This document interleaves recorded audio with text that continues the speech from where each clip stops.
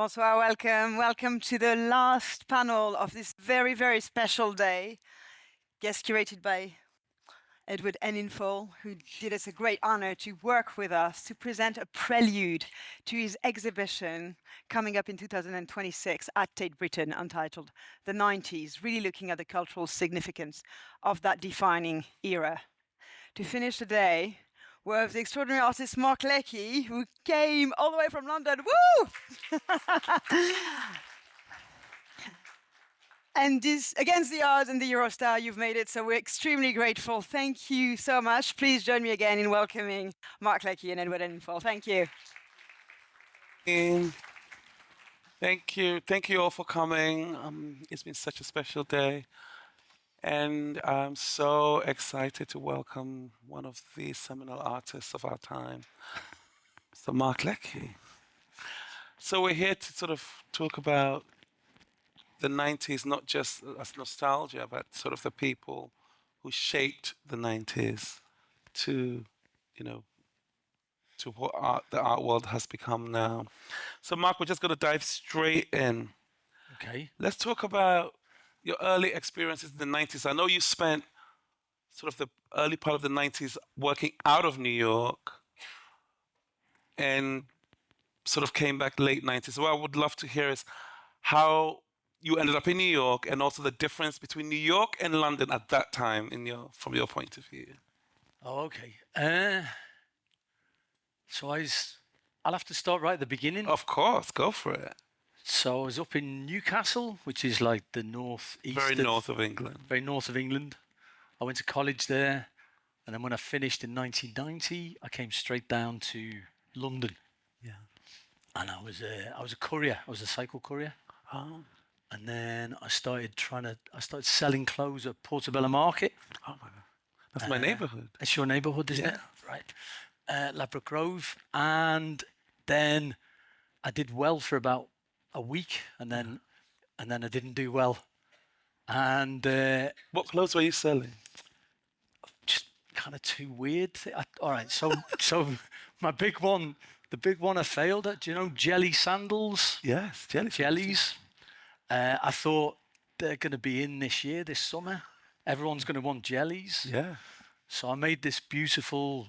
I mean, it's a crappy market, and I just got this blue cloth. I got some Ricard. It was very French, actually. It was very kind of Côte d'Azur. That's what I was going for.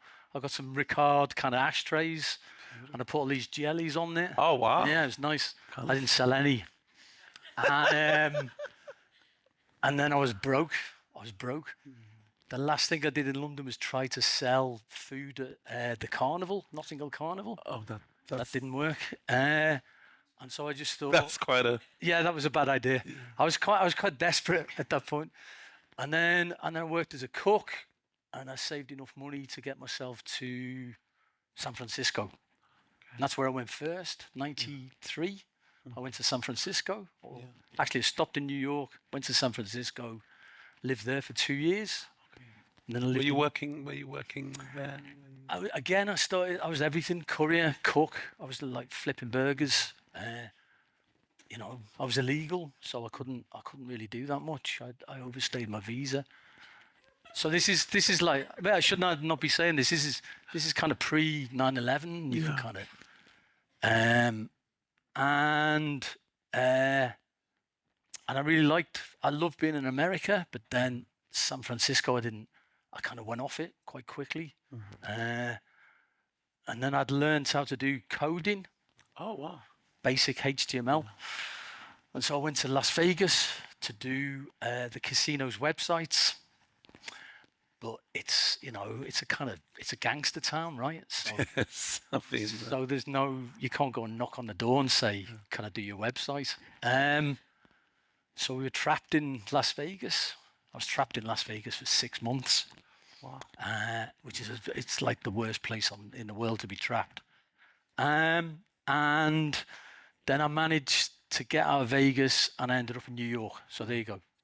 Now I can go to New York. So when I got to New York, it was like 96, 97. I met Elizabeth Payton. Oh, Elizabeth, yeah. Unbelievably, that's me. Wow. I mean, she painted everyone to look like that. So, so I met I met all these people in New York, like Gavin Brown, basically. I became friends with him. And I just started hanging around the gallery. I wasn't an artist at this time. When I left art school, I kind of abandoned making art. Well, I felt more like art abandoned me. I didn't feel like I had the kind of not intelligence, but the intellectual wherewithal to be an artist. So I was looking I wanted to make video. I wanted to make music videos. I used to work at this place in San Francisco called Artist Television Access, which is great. And I did a bit of programming there. I learned some very basic kind of A/B roll editing. And I learned about how to get hold of VHS tapes. VHS, okay. So VHS tapes when I was very 90s thing. This is very 90s. VHS, do I have to describe them? They're like this. And you tape over them over and over. And in San Francisco, what happened, there was certain videos that would circulate, stuff that you would now see on YouTube. Like there's a famous one with the whale getting exploded on the beach. Has anyone seen that one? Oh, it's from a news program in there. Anyway, whale gets exploded. It's hilarious. And people would put things like that. They'd record things like that and just pass them around, circulate like kind of compilations of just mad stuff. And then music stuff, music videos. So I kind of knew how to get hold of this stuff. And then when I got to New York, I was just hanging around New York, just enjoying it. It was like I say, 96, 97. Gavin had just started his gallery. Things were just sort of cooking. And were you aware of the YBAs or the Young British Artists at the time and what was going on back at home? I'd seen them just before I left. I mean, I'd been in like proximity to them, but I didn't know any of them. I remember going to see Tracy and Sarah's shop. Sarah Luke, yes. I remember going there, but you know, I didn't know anyone in London. That was part of the problem. That's why I left. I didn't really know anyone, so I was just drifting around. And then when I got to New York, there was a woman there called Clarissa Dalrymple. Clarissa used to be, I think she's a gallerist and a kind of curator, and she used to invite the YBAs over. Oh, okay. And then they go to her house for a party, so I'd see them there, but I never talked to them. Okay. They were always out of it. So I didn't get to know them at all. So yeah, just crossed over. Really didn't really different cliques, I guess. Yeah. But did you think that what was happening in England was new in any way? Was it exciting in any way? You had a whole generation who really were up to making money. Were you like that? They liked fame, money, all those things that artists who come before shied away from. Yeah. I don't know. I mean, I've been thinking about this since you asked me to do it. But in the end, I'm very ambivalent about the 90s. I think on one hand, it was the last period, I think, that afforded people from my background a chance to, an access to culture, you know, and a means to kind of actually pull the levers of culture in some way, you know. So that's the very positive side of it, but you know, it's gone. So I don't know how positive that is anymore. And then on the other hand, I don't know what we did with it. I don't know what that generation did with it. When I look back, I just think it was quite hedonistic, and there was a kind I remember we just went out all the time. I don't even know how work got done, but somehow it did. Somehow it did, but but it was also, I don't know, there was no politics to it really, was there? Yes. I think people kind of abandoned, I think after the marches, like, well, the poll tax march, that was effective, but then, you know, the first kind of Gulf War march, what was that? It was the biggest march ever in London, and it did nothing. Right? And politics was such a part of. So the politics seemed, I don't know. It's just, that's more looking back from this vantage point. I just think, why wasn't there politics mobilised at that time when there was the opportunity to do it? Do you know what I mean? So yeah, so I don't know. I sort of look back at the 90s, like I say, with this ambiguity, and I also look back at it as the kind of, like I think the more, you know, the further we retreat from that age, I look back and see like a timeline, like a line between the 60s. Yes. That kind of propels, you know, has this momentum that takes it all the way forward to 2000, to the millennium, right? Yeah. And to Y2K. And then for me, it just seems like there's this line going, this kind of line, this progressive line, like I say, this kind of line gaining momentum. And then it arrives at Y2K, the kind of dot-com bubble burst. Bubble, yeah. And then everything becomes, instead of a line, it becomes like a circle. Yeah. Right? And everything just starts going round, The circle. spiraling, right? That's true. And so the 90s for me is the kind of end of that line, that kind of line where you thought that things could progressively get better or things could progressively point to a future, you know. Is this the future you envisioned now? Just jumping. But also that future was very, you know, limited. You know, it was kind of either you were on that timeline or you weren't, you know. So I think, you know, part of the circle now is like is you know, in art terms, it's like the canon is completely dissolved, right? Whereas you know, in the 20th century, you're looking at something that's very regimented, right? Very kind of you know, resistant to any kind of change, I think. Yeah. I mean, we're talking about the 90s. I mean, even though you didn't have sort of the majority of your work, you then came up with this piece of incredible work that then forever now ties you with the generation. Yes. 1990. I guess the next question would be, would you walk me through the origins of Fiorucci Made Me Hardcore? What was the original concept? How did it come about? This is a map. Yeah. So like before, as I was making it, I made this map. And it's interesting for me to look back at that map and kind of, because actually now it sort of makes more sense to me today than it did then. But yeah, so I was in New York, like I said, and I was hanging around the art world. I was like a ligger, basically. I was just hanging around, just enjoying it. And I was working on Wall Street. Oh wow! I did American Express's website. Okay. Me and one other guy. Wow. That's what the 90s were like. Yeah. So You led a full life. yeah, you know, quite old. But I'd go to Wall Street in a three-piece suit. It's great. And so I was working there, making quite good money. So I was just really enjoying myself, really. Like you said, like kind of playing hard, not really working that hard. And still not doing work. Not doing art, but still kind of, you know, I was interested in it. I'd go and see, you know, there wasn't a lot of shows then, but, you know, I was interested in what people were doing. What was stopping you, do you think? What was stopping you from doing art? To be honest, I got a bit burnt at art school. I got a bit,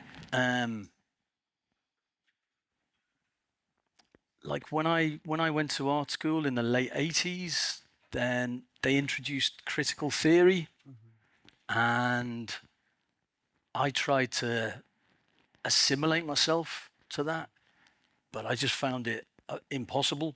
I just found it beyond my my knowledge, you know, to suddenly be reading like Derrida and Roland Barthes, etc. I hadn't grown up with books, so it was just, the leap was just too great, really. I'd gone to art school to be a pop star, you know. Wow, I love that. Well, not a pop, you know. I wanted to be in a band. That's why I'd gone, because that was the kind of like, you know, art school. When I went, the sort of 90s. I mean, you got a lot of, you know, Jarvis, all the rest of it. It's that's where you went for like to have access to kind of, I guess, underground culture, right? You went to art school, and then you were in that was the space to be in. So that's why I went to art school. So you're working on Wall Street, and then... So I'm working on Wall Street. I like saying that. I was working on Wall Street, and then this curator called, there you go, Crash, Emma Dexter, came and said, this is 1990, well, this is like 97, actually, 98. This is quite early. She said to Gavin, I want to do this show, and I'm interested in all these music videos, because that was a kind of sort of newish form at the moment, or a form that was getting very kind of experimental, like stuff with Radiohead and stuff like that. So she was like, and Chris Cunningham, right? Oh, I love Chris Cunningham. Yeah. So it was like, I want to put these videos in, but I don't know anything about music videos. And Gavin said, oh, you should talk to Mark. He looks like this, and he is really into music videos.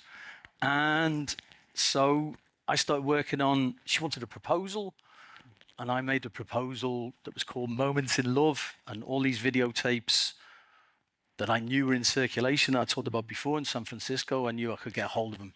So stuff like this amazing footage of Little Richard, amazing footage of like Iggy Pop, like moments of like that were captured or recorded of like musicians in like, you know, in kind of the throes of ecstasy, essentially. That's what I wanted to make. It's going to be called Moments in Love.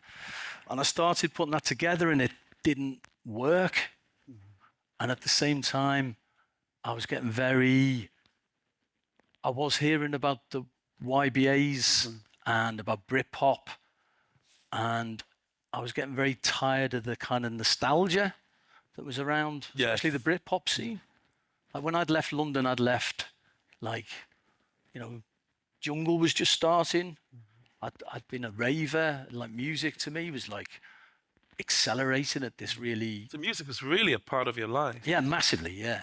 And so all this music that was really future-facing, that was coming out of London, that I was really into, was being kind of like sidelined by Oasis, that to me just sounded completely redundant, you know, and like I didn't understand it. And so I was like, you know, and there was all these there's documentaries at that time where they would talk to these people, and I just thought, no one's talking about the music I love, right? Yes. Like the music, like club culture, like disco, you know, stuff I'd grown up with. So I was like, I want to make a video. I want to make something about that. I want to make a documentary about that. And so that's what I tried to do. But it's very, you know, basically getting, you know, I've told this story too many times, but I would hear a rumor like this video, that one there at the beginning of Fiorucci, is like from Wigan Casino up north in England. And I had to write to this guy to get the videotape. And then he said, if you want a copy, you have to send me a postal order, and then I'll send you the tape. And then once I got the tape, I had to... One of the reasons I could make Fiorucci is that I was able to afford, or they just became affordable, like a desktop computer. Okay. Right? So you could work at home, you could have a desktop computer, and also what was affordable was a little gizmo that would transcode analog signals to digital, right? So that's how I was. So I basically get a VCR, put the tape in, and then this machine would turn it into digital signal, and then I could edit with it, right? So it was like a long, involved. It took me 2 years to make, nearly 3 years. Long, involved process, trying to find these tapes, and then going through all this rigmarole. And as I was making it, I kind of got more into the kind of the history I wanted to tell was still there, but it became more about the kind of images and the way that looking at these VCR, these VHS tapes, and the quality of that, the grain, and that was kind of really effective, right?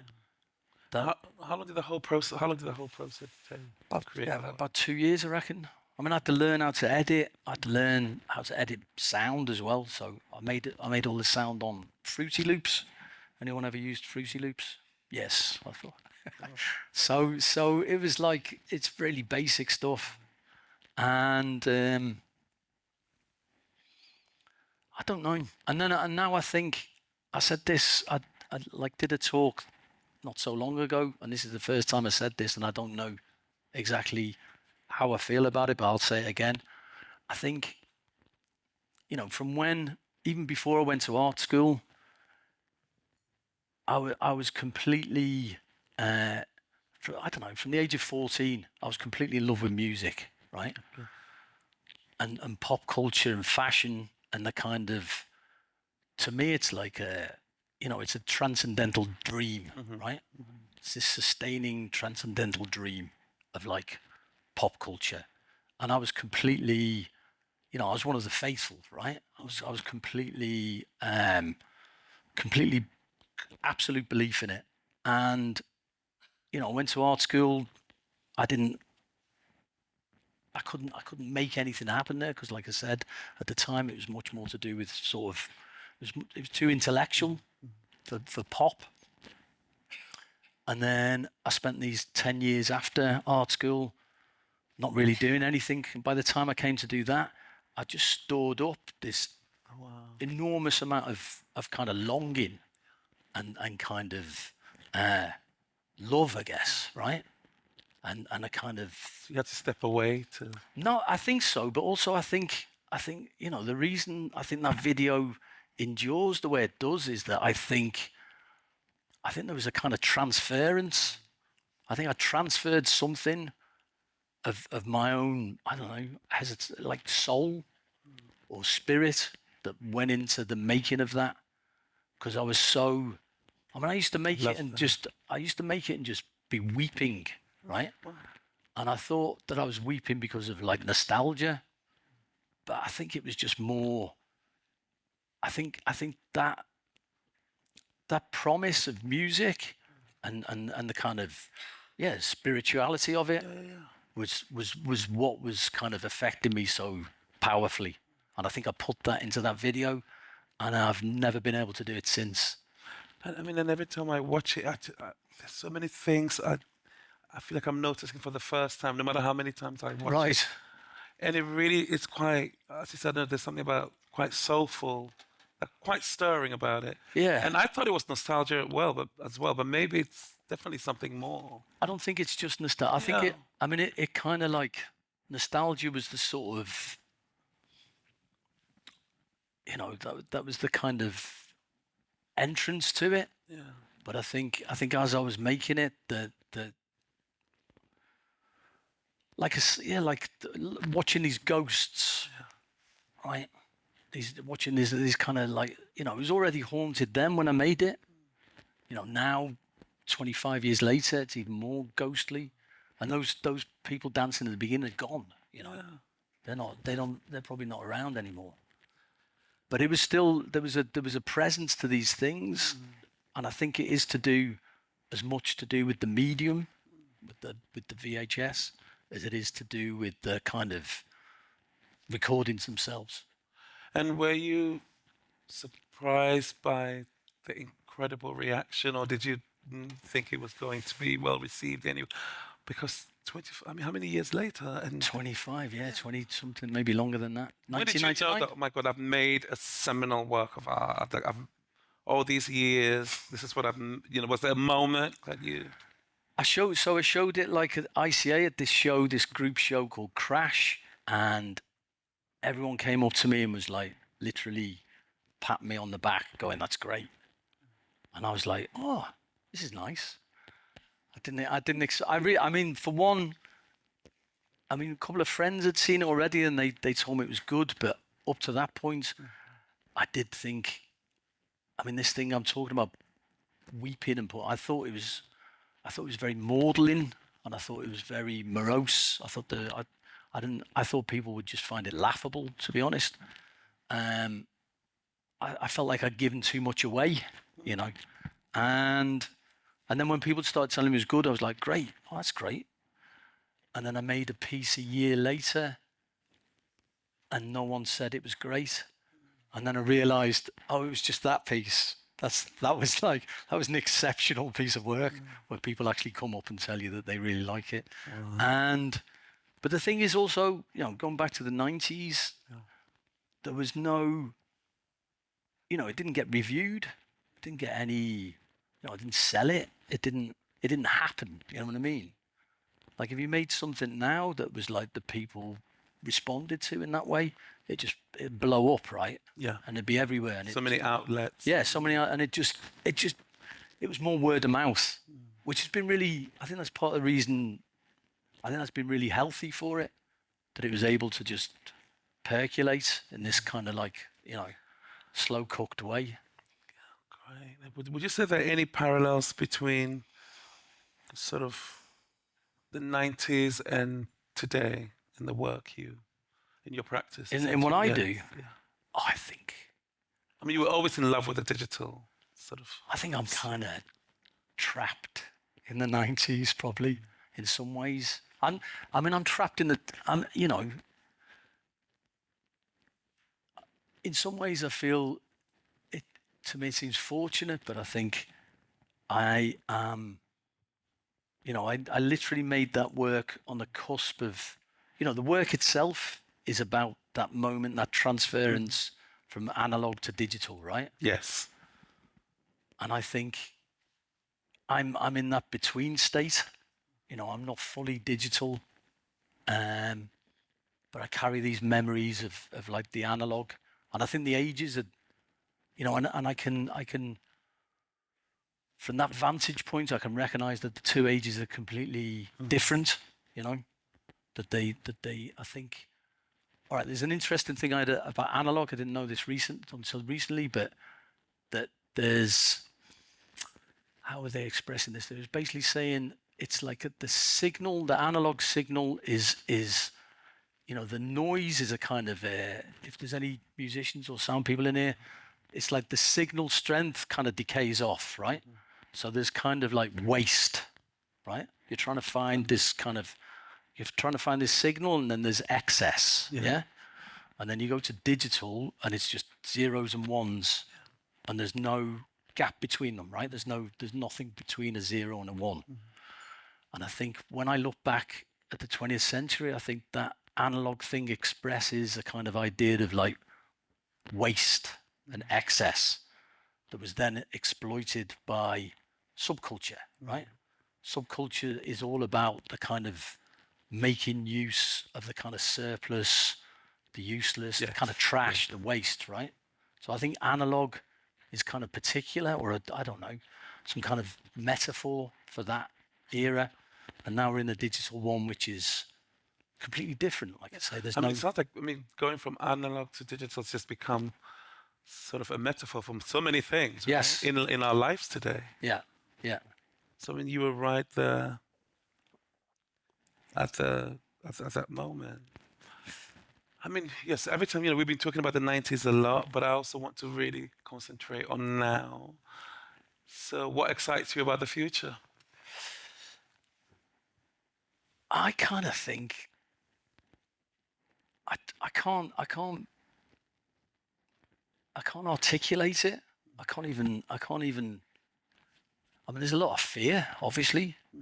It's a very fearful age, but also there's something kind of exciting about it in some ways, I think, in terms of art making anyway. I think trying to find a way to make art, because I think the way that art was made can no longer really function, So I'm trying to find. I'm not even trying to find a way out of it, but I'm just trying to think about how you can make anything. Let's not even call it art. Let's call it creatively, right?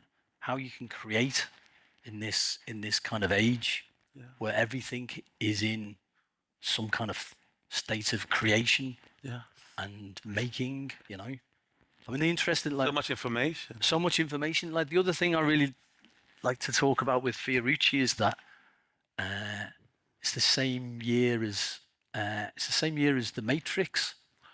Oh. I didn't know that. And in The Matrix, they get. I didn't know this till recently. So the simulation in The Matrix is 1999, right? So they're trapped in 1999 for it's like 100 years. Yeah. They're just going round and round in 90, which I think is kind of amazing, especially with this idea of like, you know, Y2K being this kind of explosive moment. So they never get beyond that. They're just trapped in the 90s. Then the other thing that was important in 1999 was Napster, which was like the peer-to-peer file sharing, like sort of this idea that everyone could access music. So music became kind of free, almost like a utility in 1999. And then the other thing I really like is the Blair Witch Project. Oh my God, that was the same year? That's the same year. They're all this 1999. That was 90. No, look, everyone's that trying was to. so incredible that everyone's trying to hit this point at 1999. Do you know what I mean? That's what I mean about this line. Everything, they're being propelled to this point. And so 1999 is just this moment of like just huge intensity, right? So all this stuff gets made then. And what I like about the Blair Witch Project is it's like, same as me, they could only make that film because they could afford, you know, digital cameras, right? Or whatever they were, they're analog digital. But basically, you know, what they call prosumer cameras, right? And now everyone, in some sense, is a prosumer, right? Everyone can make, everyone consumes, everyone makes. Artists do the same. Everyone's in the same position now. I remember the Blair Witch Project really changed filmmaking. Yeah, exactly. Like just grab your camera and make something incredible. And it was the most watched film of the year. Everybody wanted to watch it. I've never watched it since. I've got to go back and watch it. It was fucking scary. It might look very analog. No, I think that film still be. I think the analog thing is what makes it scary. Same with that. Yeah. Same with Fiorucci. It's like. Yeah. What would Mark say to young Mark today? Mark in the 90s. Well, I don't know. That's an interesting one. I mean, I was really struggling in the 90s. When I look back, that's why I can't like. I found it hard, you know. 90s was kind of hard. It was just shit jobs, squat. I mean, all the things that to me seem shit. Probably now you think. I mean, look, I could squat. They seem like good jobs. What? The Wall Street one. I wasn't a chef. Okay. I was a cook. Okay. There's a big difference. It was like I was like a cook in a pub, you know. Oh, wow. Yeah. But no, you know, you could squat.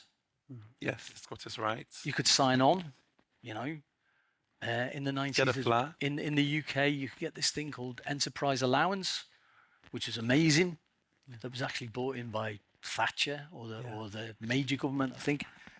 And that was like so that if you were signing on, if you were claiming welfare, I don't know what you call it over here, then you could do this kind of scheme within that where they would give you more money plus support plus potentially a studio. Yeah. And you could set up your own enterprise. And that was huge. I remember loads of people making hats, making records, you know. That was a big part of it. So in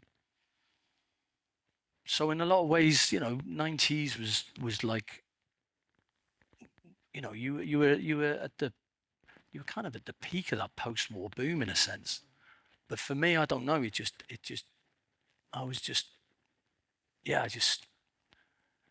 I don't know. It was when I got to New York, everything changed. It was. I guess it's like you know, you go to a city and with an expectation, and basically what you're relying on is luck, right? Yeah. And I didn't get that luck in London. I mean, I relate because in the 90s, I was working for IDs. I worked a lot in the 90s, but I also moved to New York in 2003. Right, okay. And it was like I became a different person. Anything was possible. Yes. You could be whoever you want. Well, you can reinvent yourself. You can reinvent yourself. That's what. I always remember I used to work as one of the other jobs I had was a KP, like, you know, kitchen porter, washing up. Yeah. And I used to work at this fancy place down Notting Hill called 196. And Bono came in. Yeah. And it was like after hours, and all the staff went to sit round with Bono.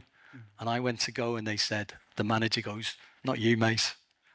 I know. I had to go back down in the kitchen. So I kind of hated London, to be honest. Yeah. I found it really snobby. Yeah.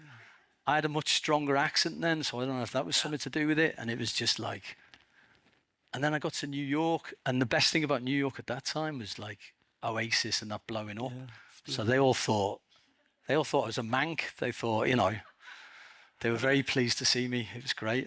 Yeah. And I had friends like Craig McDean, another great friend of mine, photographer, who grew up in the north of England and did exactly what you did, came to London and found it so alien, moved to New York. Yeah. And in New York, it's almost the accent is unifying, isn't it? Yeah. Yeah, so it was, I don't know, but I also think, I know people from same background as me came to London and did really well, so I don't know. It's just, it is luck. It's just pure, it's just whether you meet someone, you know what I mean? And it's like, and that's why I'm here today, because I met Gavin, basically. Yeah. It's just, that was it. Amazing. So, I mean, we always like to sort of impact some knowledge. What advice will you give to young artists today who are maybe struggling like you did, who are maybe finding a hard time to find their way, navigating this whole space? Is there any advice you'll give them? I think it's what I was just trying to say before. It's like there's something out there that is, there are kind of creative, I don't like the word outlets, pathways, but they're not entirely visible, I don't think. I think the ones that are more, you know, art, fashion, music, you know, they're in difficulty, right? They're all in difficulty, but I think you have to sort of drill down. Basically, I think I don't know. I hate doing this question. I hate being asked. What's there's young people. They've always. I know, but it's like. Look, there's two ways, isn't it? It's, to me, there's one which is like you kind of go into the kind of dark forest of the web and just find out what's there, or you just step entirely away from it and you go offline and you go and, you know, hew some wood somewhere in Peckham.